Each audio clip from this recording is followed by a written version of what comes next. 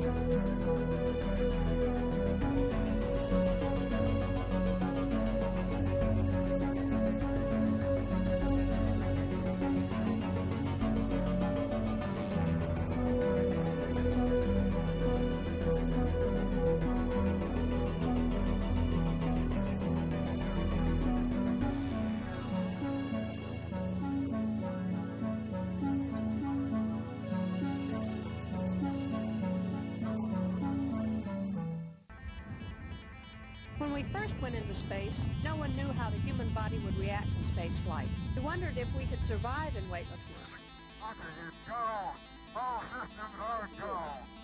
And we wondered if we could work in space. Okay, I'm out. Okay, now, close for it. Hi, welcome aboard the Space Shuttle Columbia and Space Lab Life Sciences 1. After 10 years of flying space shuttle missions, we're becoming accustomed to the strange things that can happen in space. The human body is much like the shuttle. It is a very complex, sophisticated piece of living machinery that relies on several subsystems to perform its mission. Since there aren't a lot of visual references in space, the shuttle has a guidance system that helps keep us in the proper position. We have a guidance system in our bodies too. It's called the neurovestibular system, and it's what keeps our bodies in the proper orientation on Earth. The neurovestibular system is very sensitive to gravity. In fact, it's gravity that makes it work. Deep inside our inner ear, in the vestibular organ, are thousands of tiny hairs. Resting on top of these hairs are microscopic clumps of crystals called otoliths. On Earth, gravity pulls the otoliths in different directions according to the type of activity we're doing. This in turn bends the tiny hairs, sending messages that tell the brain we're hanging upside down, accelerating, or any other sensation that has to do with body movement.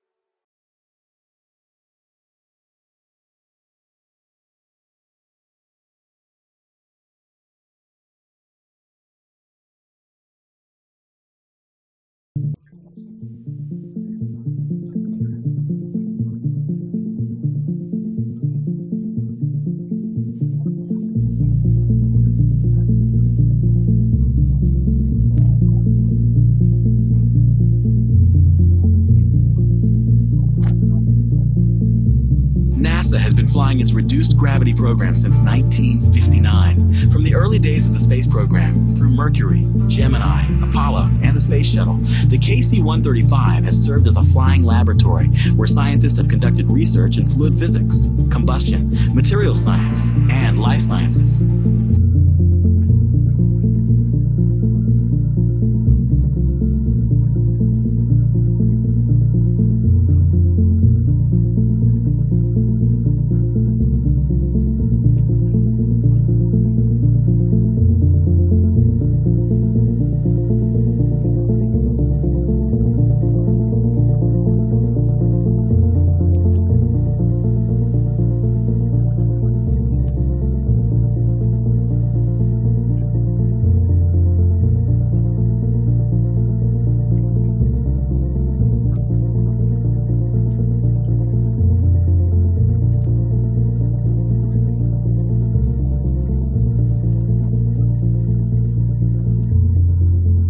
It's a pretty impressive sight. When you walk up close to the front of the aircraft, you can see a diagram of the parabola that it flies painted on the side, and it says weightless wonder.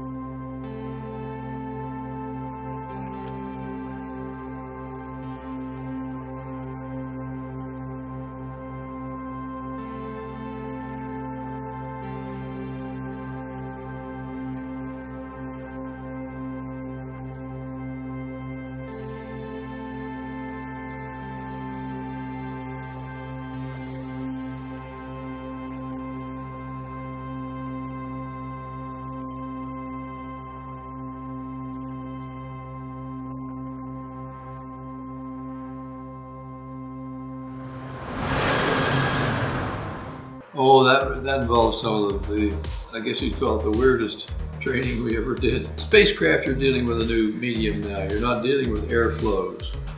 You're dealing with working in a vacuum. Here you are in a cockpit, and this thing has gone into uncontrolled pitch, or uncontrolled roll, or uncontrolled yaw. Would you be able to control it? And then they did 30 RPM in roll, pitch, and yaw at the same time. If you can imagine, you're doing 30 RPM in pitch and in roll and in yaw, all at the same time. And then there you sit watching your rate instruments and bringing this thing back to zero. And we grew to hate that gimbal rig passionately.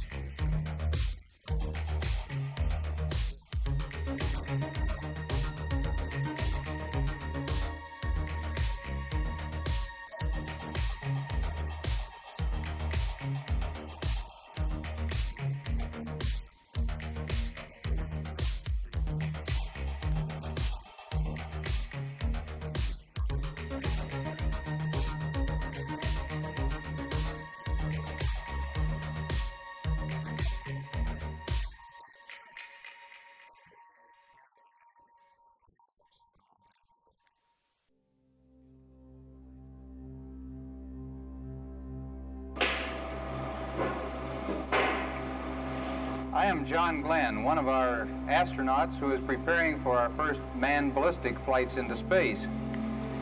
Naturally, all of us take a very deep personal interest, needless to say, in the Mercury capsule here, that one of us will ride one of these days into space.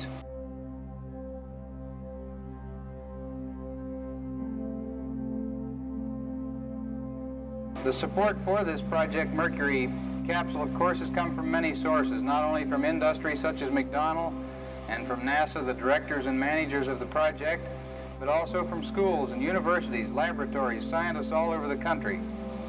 So it's literally been a big team effort for the whole nation.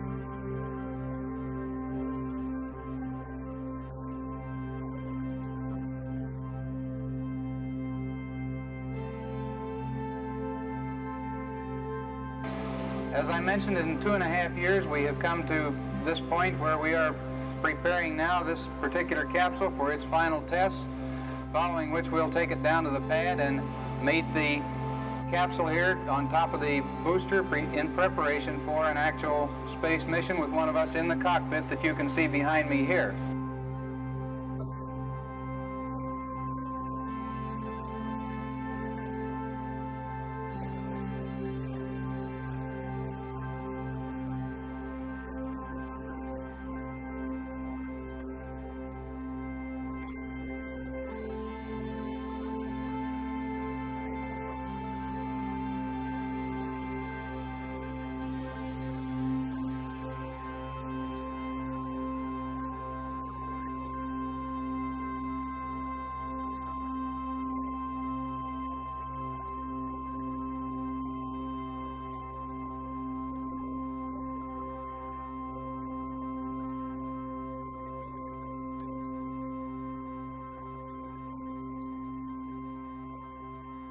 Correct, the ready light is on.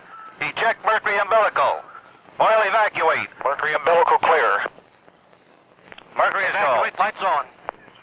All recorders too fast, T-minus 18 seconds and counting engine start. May the wee ones be with you, Thomas. Good Lord, ride all the way. Godspeed, John Glenn. 10, 9, 8,